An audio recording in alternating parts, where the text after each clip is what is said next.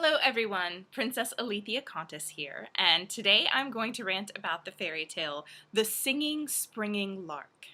Now before I rant about this fairy tale, because some of you may consider it a mashup, I want to talk a little bit about what exactly it is we consider fairy tale mashups. We mash up things that we know to be popular fairy tales. Beauty and the Beast, Cinderella, Snow White. Some of these were fairy tales to begin with, we just didn't know about them. Kind of like this one, The Singing Springing Lark. Most of you might consider this fairy tale a mashup of East of the Sun, West of the Moon and Beauty and the Beast, but it is in itself a unique, individual, original fairy tale. So why do we call them mashups? And for that matter, what's an original fairy tale? The Singing Springing Lark begins like Beauty and the Beast. A man with 3 daughters goes on a trip, and he asks each of them what they would like him to bring back. The first one says gold, the second one says silver, and the third one says, "Daddy, I only want you to bring me a singing springing lark." Of course, she's the youngest, and the favorite, youngest is always the favorite, not the youngest. He spends lots of money and finds the silver and he finds the gold, but he does not find a singing springing lark until he's wandering through the strange woods on the way home, as one often does, and encounters a lion. The lion has a singing springing lark. The man says, "I need this for my daughter." And the lion says, "Okay, you can have it if you promise to send me the first person you see on your way home." The father knows that because the youngest daughter is his favorite, she's the one that's going to come running to the door to see him. The servant says, "Well, you never know. It could be somebody different this time." The man gets home, and the youngest daughter comes running to greet him. He cries because he thinks he has just doomed his favorite youngest daughter to death.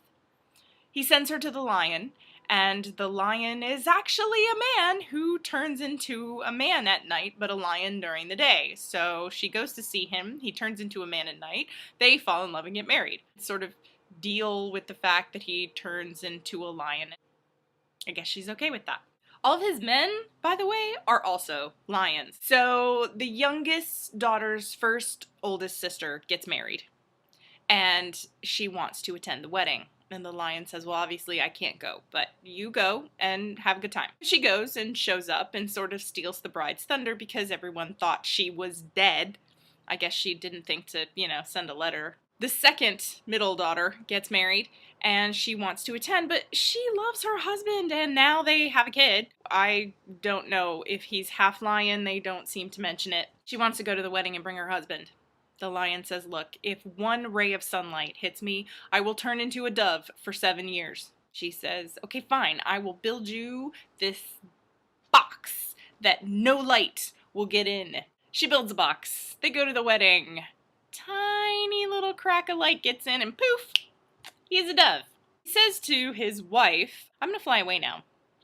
If you follow me, every 7 steps, I will shed a drop of blood and a feather so that you can follow me." A dove is not very big.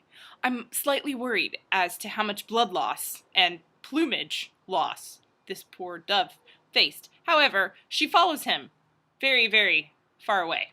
She follows him for 7 years. Just as the 7 years are almost up, she loses him. She freaks out. She goes to ask the sun if she can find her husband anywhere her light shines, and the sun says, "Nope, sorry, don't see him." She asks the moon, "Can the moon find her husband?" The moon says, "Nope, can't see him." So she asks the night wind, and the night wind asks the south wind and the east wind and the west wind. I think the night wind is supposed to be the north wind.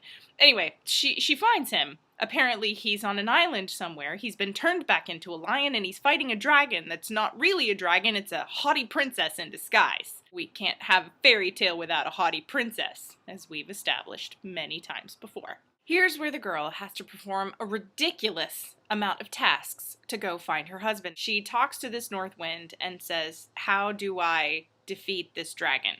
And the north wind says, "Okay, you're going to go to the shore. You're going to count the reeds. When you get to the 10th reed, you're going to pluck that reed, hit the dragon with it. The dragon will turn back into a princess. Then you're going to look for Griffin, who is usually sitting by the Red Sea, because that's where these two are fighting, get on the griffin's back and fly away. But here's a nut. This is very important because the griffin can only fly a certain distance. So when the griffin looks like he's getting a little bit tired, drop the nut. It will form an island with a tree where the griffin can perch and rest. Otherwise, you guys are going to fall into the ocean and die.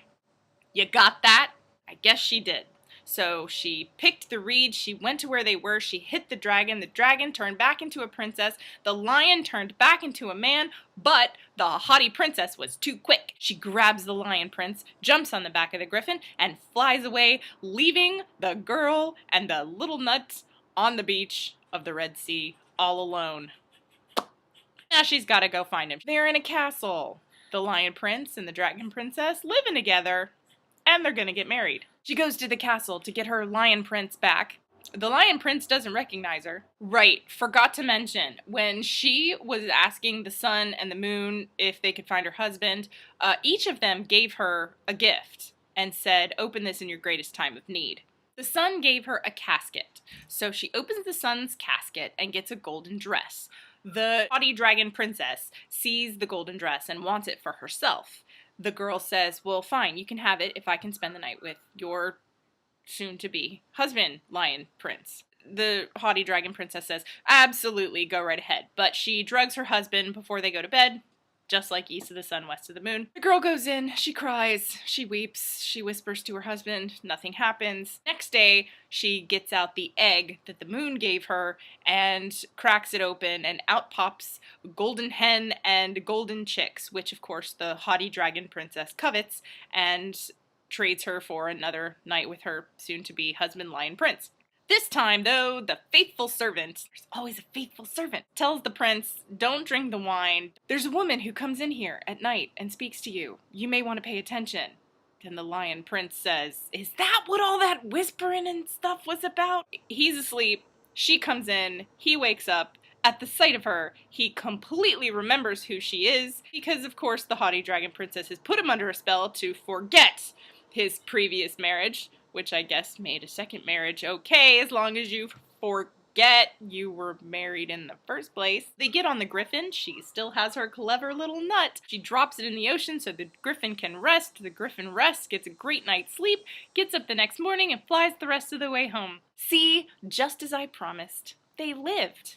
And they lived happily. Until their death. Thank you for joining me for another of Grimm's fantastic fairy tales. I hope you had a great weekend, and I will see you next week. Love you guys.